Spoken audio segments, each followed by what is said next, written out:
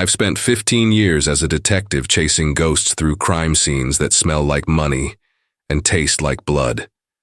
I've seen what wealth does to people, how it corrodes their souls, how it makes murder look like an accident, how it transforms love into calculation. But nothing, and I mean nothing, prepared me for the night I watched Donovan Riggs die on an operating table in his own mansion, only to see his fingerprints unlock his private vault 27 minutes later. Let me take you back to where this impossible nightmare began. It was a Thursday evening in late October when my phone rang at 8:47 p.m. The voice on the other end was smooth, controlled, but with an edge that made my instincts flare. "Detective Hale, this is Celeste Riggs. My husband is Donovan Riggs. Perhaps you've heard of him. I need you at our estate immediately. Someone is trying to kill him, and I believe it will happen tonight." Donovan Riggs. Of course I knew the name. Everyone did. The magnate of rare gems, they called him in the press. His empire stretched across continents: diamond mines in Botswana, emerald operations in Colombia, exclusive auction houses in Geneva and Hong Kong. He dealt in stones worth more than most people would earn in 10 lifetimes. His collection was legendary, rumored to include gems that had belonged to emperors, queens, and dictators. The man didn't just sell beauty. He owned it, controlled it, locked it away in vaults that even governments couldn't penetrate. I arrived at the Riggs estate 40 minutes later. The mansion rose from the hillside like a fortress of glass and steel, every window glowing with cold white light. The gates opened automatically, and as I drove up the winding driveway, I felt that familiar tightness in my chest, the one that comes when you know you're entering a world where normal rules don't apply, where money has rewritten the laws of physics and morality. Celeste met me at the entrance. She was striking in that way wealthy women often are, perfectly maintained, every hair in place, skin that defied age through expensive interventions. Her eyes were ice blue and calculating, and when she shook my hand, her grip was firm, almost challenging. "Thank you for coming so quickly, Detective. Please follow me." She led me through corridors lined with artwork that probably cost more than my house. The floors were Italian marble, cool and gleaming. Somewhere in the distance, I could hear urgent voices, the sound of equipment being moved. The smell hit me as we approached the east wing, antiseptic, sharp, and clinical. They'd turned part of the mansion into a surgical suite. "My husband's heart has been failing for months," Celeste explained, her heels clicking rhythmically against the marble. "He refused to go to a hospital. Too public, too vulnerable," he said. "So we brought the hospital here, the best cardiac surgeons, the most advanced equipment. Tonight, Dr. Callum Vance is performing an emergency procedure to install a ventricular assist device. But Detective, I know my husband. I know his enemies. And I know that someone in this house wants him dead before that surgery succeeds." We stopped outside a set of double doors. Through the window, I could see the organized chaos of a medical team preparing for surgery. And there, on the table, was Donovan Riggs. Even from a distance, even with IV lines running into his arms and oxygen tubes in his nose, he radiated power. His jaw was set, his eyes open and alert, tracking every movement in the room with the intensity of a predator who knew he was being hunted. "Who do you suspect?" I asked, pulling out my notebook. Celeste's lips pressed into a thin line. "Everyone. Our son Brock despises his father, says Donovan's wealth is built on exploitation and blood. Our daughter Senna is operating as his assistant surgeon tonight, and she's been acting strange for weeks. Dr. Vance has been receiving wire transfers from an offshore account we can't trace. And there are others, staff, business partners, people who would benefit greatly from my husband's death." She turned to face me directly, and something flickered in those cold eyes. Was it fear, or something darker? "I need you to watch, Detective. I need a witness who isn't part of this family, who isn't corrupted by Donovan's money. Can you do that?" I should have said no. I should have told her this wasn't police procedure, that she needed to file an official report. But something in her voice, something in the impossible tension of that moment made me nod. "I'll watch. But if I see a crime being committed, I'm stopping it." "Fair enough," she said and opened the doors. The surgical suite was immaculate, all stainless steel and bright lights, monitors beeping in steady rhythms, machines breathing for the man on the table. Dr. Callum Vance stood at the head of the operation, his eyes visible above his surgical mask, intense and focused. He was younger than I expected for someone performing such a delicate surgery, maybe 45, with the kind of steady hands you only get from thousands of procedures. Next to him stood Senna Riggs, and the family resemblance was unmistakable. She had her father's sharp features, his piercing gaze, but where Donovan's eyes held cruelty and calculation, hers held something else, a deep, gnawing guilt that I recognized immediately. She glanced at me when I entered, and for just a moment her hands trembled before she steadied them against the surgical tray. "We're beginning," Dr. Vance announced, his voice muffled by the mask. "Everyone not essential to this procedure needs to step back." I positioned myself near the wall where I could see everything, the monitors, the medical team, the doorway. Celeste stood on the opposite side, her arms crossed, watching her husband with an expression I couldn't quite read. And then, just as the first incision was about to be made, the door burst open. He walked in like a storm given human form. Leather jacket over an expensive shirt, boots that had seen real roads, dark hair wild and tangled. This was Brock Riggs, and everything about him screamed rebellion against the polished world his father had built. But here's what most people didn't know about Brock. He was a billionaire in his own right. While his father dealt in gems, Brock had built his fortune in custom motorcycles and extreme sports ventures, turning his rebellion into an empire that rivaled his father's. He rode with clubs. He raced in illegal competitions, and he'd once told a reporter that he'd rather burn every dollar his father made than inherit a single diamond. "So, this is it," Brock said, his voice rough with something between anger and grief. "The great Donovan Riggs, finally vulnerable, finally mortal." "Brock, get out," Celeste snapped. "This is a sterile environment." "Sterile. This whole family is sterile, Mother. We've been dead inside for years." He moved closer to the table and I tensed, ready to intervene, but he just stood there, staring down at his father. "Did you know, Detective? Is there a detective here?" "Yeah, you by the wall. Did you know my father once told me that mercy was for the weak, that compassion was a luxury only poor people could afford?" Donovan's eyes opened then, focusing on his son despite the sedative starting to work through his system. When he spoke, his voice was hoarse but clear. "And I was right. Look where compassion got your sister. Mired in guilt over patients she couldn't save, wasting her talent on free clinics. Look where your rebellion got you, playing with motorcycles like a child while real men build empires." "Real men?" Brock laughed, but there was no humor in it. "You're not a real man, Father. You're a monument to greed. And when you die, and you will die, your precious empire will crumble because it was built on nothing but exploitation and fear."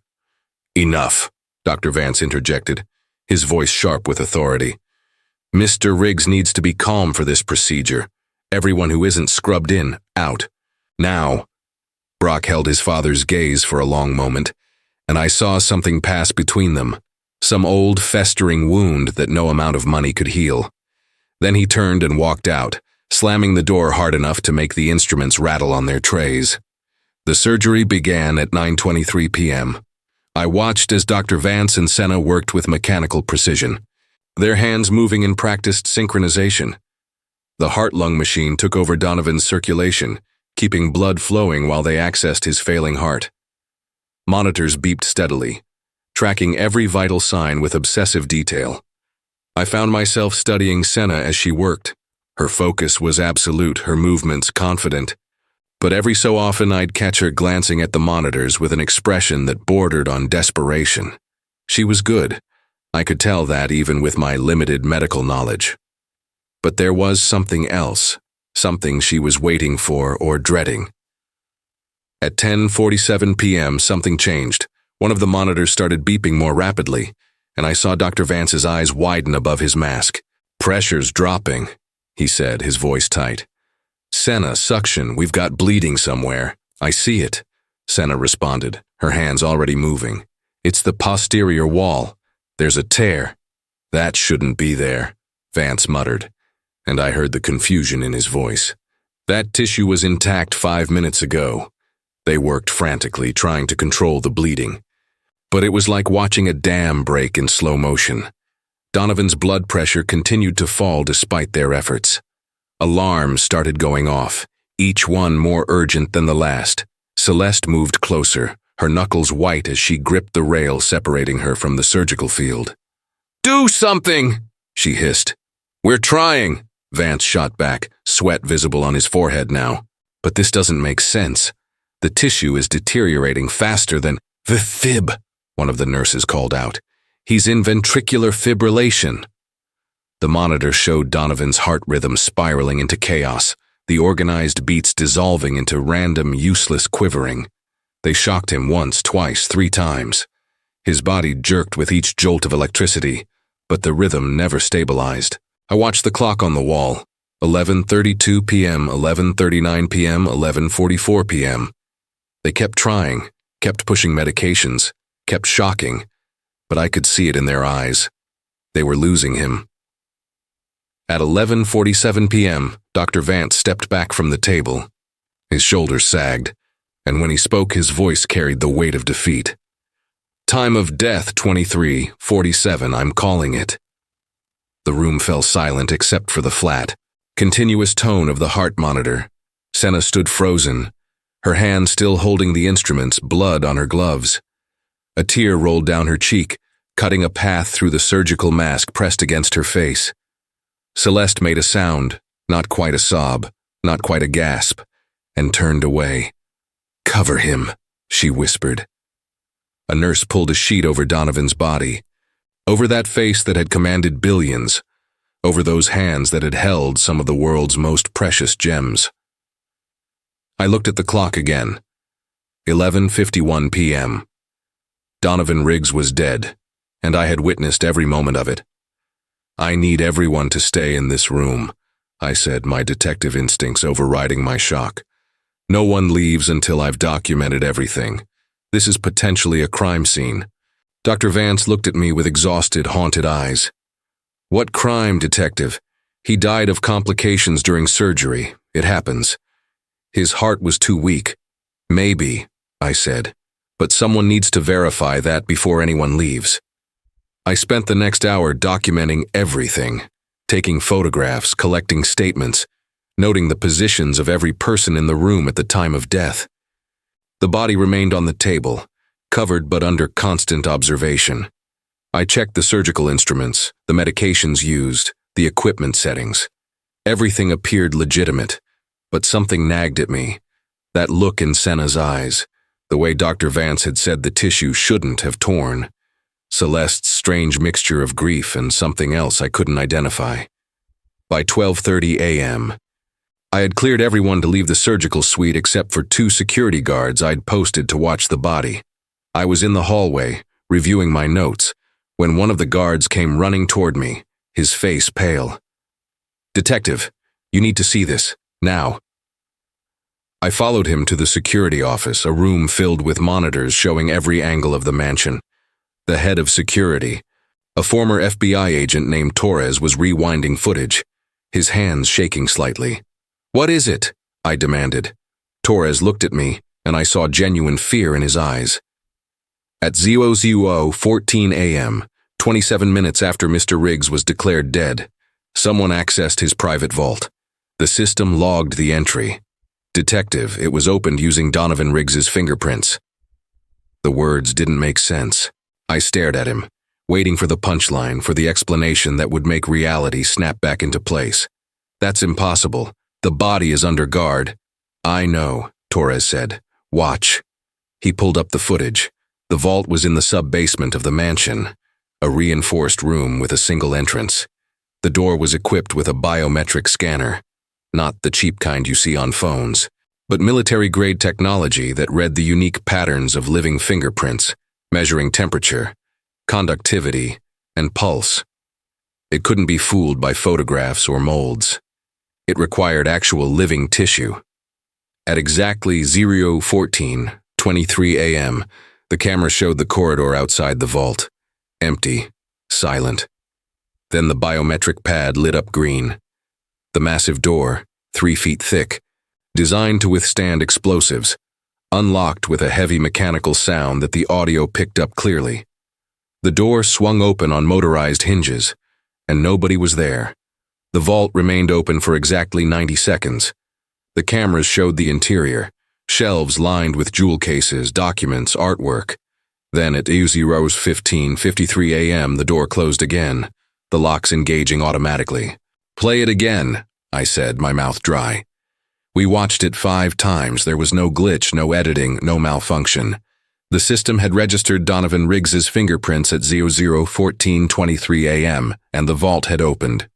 But Donovan Riggs had been dead for 27 minutes, his body lying on a surgical table under guard.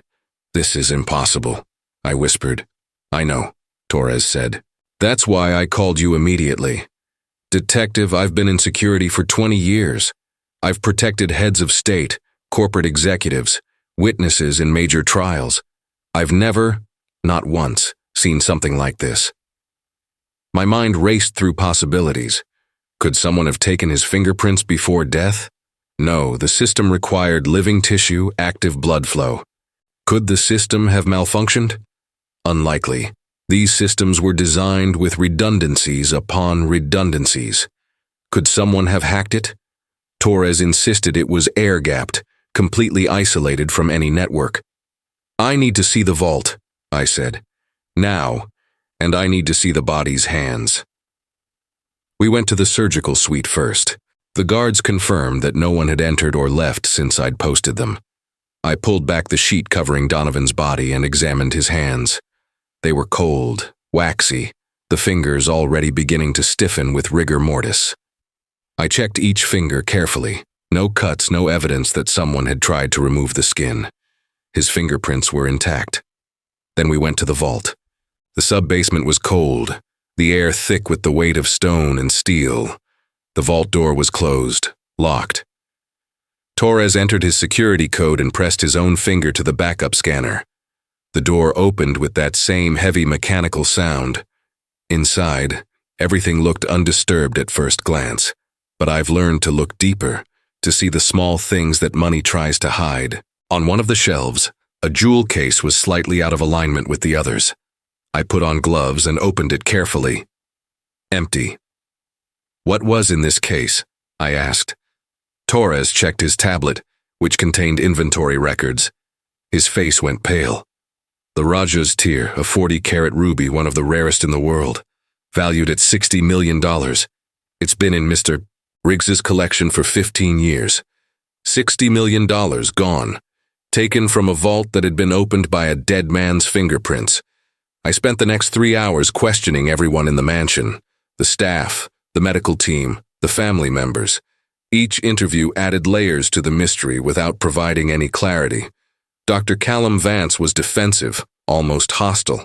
I did everything right. Detective, every procedure was standard. If you're suggesting I killed him deliberately, I'm suggesting nothing yet," I said calmly. "But explain to me why the heart tissue deteriorated so rapidly. You said yourself it shouldn't have happened." He ran a hand through his hair, exhausted. "I don't know, sometimes tissue that looks viable turns out to be weaker than expected." He was 73 years old. His heart had been failing for years. Maybe there was underlying damage we couldn't see on the scans. Or maybe someone helped that damage along, I suggested, watching his reaction carefully. His jaw tightened. "If you're accusing me of malpractice or murder, I want my lawyer present." I let him go, but made a note to dig into his finances. Celeste had mentioned offshore transfers. If someone had paid him to ensure Donovan died on that table, there would be a trail. Senna was different. When I questioned her, she seemed almost relieved, as if she'd been waiting for someone to ask her the hard questions. We sat in a small study, rain beginning to patter against the windows. Dawn was still hours away. "I killed him," she said simply, her voice hollow. "Not deliberately, but through my incompetence. I hesitated at a critical moment. My hands shook. I let my father down when he needed me most." "Did you hesitate?" I asked gently. "The footage doesn't show that. You looked competent, focused. You don't understand what it's like, she said, tears flowing freely now. Operating on your own father, knowing that every decision could be his last, knowing that he never believed in me, never thought I was good enough, strong enough. He wanted me to take over his business empire, and I chose medicine instead. He called it a waste, said I was squandering my intelligence on charity work. She looked at me with red, swollen eyes. But I loved him, Detective. Despite everything, I loved him. And I watched him die under my hands. Senna, I said carefully, do you know anything about the vault? About the ruby that's missing? She blinked, confused. What ruby? What vault? Her confusion seemed genuine, but I've been fooled before by people who were good at playing innocent. Brock I found in the garage, a massive space filled with motorcycles, custom builds that probably cost 6 figures each. He was working on one, his hands covered in grease, looking more at peace than he had in the surgical suite. Come to arrest me, Detective? He asked without looking up. Because I'm not sorry he's dead. I won't pretend to be. Where were you between midnight and 12:30 a.m.? I asked. Here, working, trying to process the fact that my father is actually gone. He finally looked at me and I saw genuine emotion there. Not grief exactly, but something complicated and raw. You know what's funny? All my life I rebelled against him, built my own fortune just to prove I didn't need his money, his approval, his dynasty of blood gems. And now he's gone, and I feel empty. Like I was defined by opposing him, and without him I don't know who I am. Did you access his vault tonight? He laughed bitterly. I don't even know the code to his vault, Detective, and I wouldn't want what's in it. Every gem he owned is stained with someone's suffering. I want nothing to do with that legacy. But as I was leaving, I noticed something, a smudge on one of the motorcycle's chrome reflecting the overhead lights. It looked like a fingerprint, and it made me think, if someone wanted to fake fingerprints, could they transfer them somehow? Use some advanced technique I didn't know about? I was grasping at straws I knew, but straws were all I had against the impossible. Celeste I saved for last. I found her in Donovan's study, sitting at his desk as if she'd already claimed ownership. She was going through papers, her movements efficient and businesslike. The grieving widow, I said, unable to keep the edge out of my voice. She looked up coolly. Don't judge me, Detective. I mourned my husband years ago. Mourned the man I thought I'd married before I realized he was incapable of love. Only possession. Tonight I lost a business partner, nothing more. Tell me about the will, I said, sitting down across from her. Who inherits? A smile played at her lips. That's where it gets interesting. Donovan changed his will 6 months ago. If he died during business hours, between 9 a.m. and 6 p.m., his empire would be split between Brock and Senna equally. But if he died outside business hours, everything goes to me. Complete control of the company, the properties, the entire collection. I felt ice run through my veins. He died at 11:47 p.m. Exactly, she said. Outside business hours, which makes me the sole heir to a fortune worth approximately $8 billion. That's quite a motive for murder, I said flatly. It would be, she agreed, if I'd killed him. But I was standing in that surgical suite watching the whole time, just like you. And before you ask, no, I didn't pay Dr. Vance to botch the surgery. I didn't tamper with the equipment, and I certainly didn't access the vault with my dead husband's fingerprints. Whatever happened tonight, Detective, it's beyond my control. Perhaps it's justice. Perhaps it's karma. Perhaps it's just the universe finally collecting on a debt Donovan owed. I wanted to arrest her right then, to charge her with conspiracy to commit murder. But I had no evidence, only suspicions and impossible security footage. As dawn broke over the mansion, painting the sky in shades of blood and gold, I stood in the security office reviewing the vault footage for the 20th time. Torres sat beside me, equally obsessed, equally frustrated. Could it be a ghost? He joked weakly. Maybe Donovan's spirit wanted one last treasure before moving on? I don't believe in ghosts, I said. I believe in evidence, in logic, in cause and effect. And somewhere in this mansion, there's a rational explanation for how a dead man's fingerprints opened that vault. But even as I said it, doubt crept in. Because I'd watched Donovan Riggs die. I'd seen the light leave his eyes, heard the final alarm of the heart monitor, witnessed the sheet pulled over his face. There was no fakery there, no elaborate scheme. The man had died. And 27 minutes later, he'd opened his vault. Over the next 2 weeks, I pursued every lead, every possibility. I had the biometric system examined by 3 independent experts. All confirmed it was functioning perfectly, that it had indeed read living fingerprints at 00:14:23 a.m. I had Donovan's body autopsied. Cause of death was cardiac arrest resulting from surgical complications, exactly as Dr. Vance had claimed. I investigated Vance's finances and found nothing suspicious. I ran background checks on every staff member. Nothing. Every path led to a dead end. The Raja's tier never surfaced. $60 million worth of ruby simply vanished, as if it had never existed.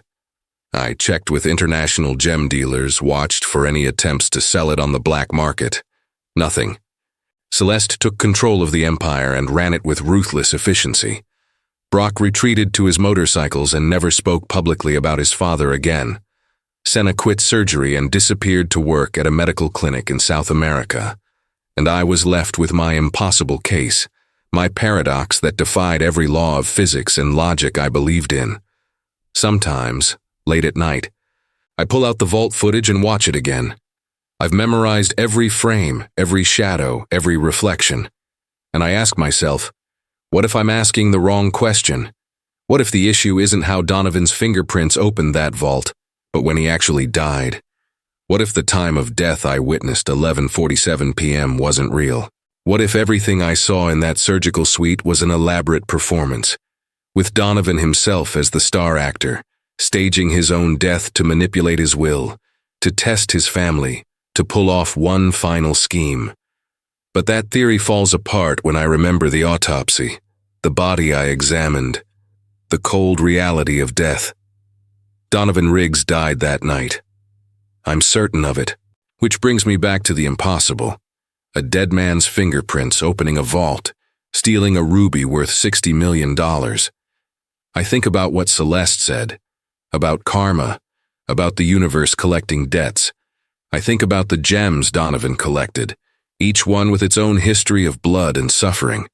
I think about the families destroyed by his mining operations, the communities displaced, the lives crushed under the weight of his greed. Maybe there are things in this world that can't be explained by logic or evidence. Maybe some crimes are so profound that they bend reality itself. Or maybe I'm just a detective who failed to see what was right in front of him, who let the impossible distract him from the truth. I'll never know, and that's what haunts me most. So I'm asking you now, if you were in my position, if you'd watched a man die and then seen evidence that defied everything you believed about life and death, what would you do? Would you keep searching for an answer that might not exist? Or would you accept that some mysteries are meant to remain unsolved, that some fingerprints belong to ghosts? Tell me in the comments, because 15 years of being a detective taught me how to solve crimes, but it never taught me how to solve the impossible. Subscribe to this channel and leave your like for more stories of crimes, secrets of powerful families, and investigations that no one dares to tell. Until the next case.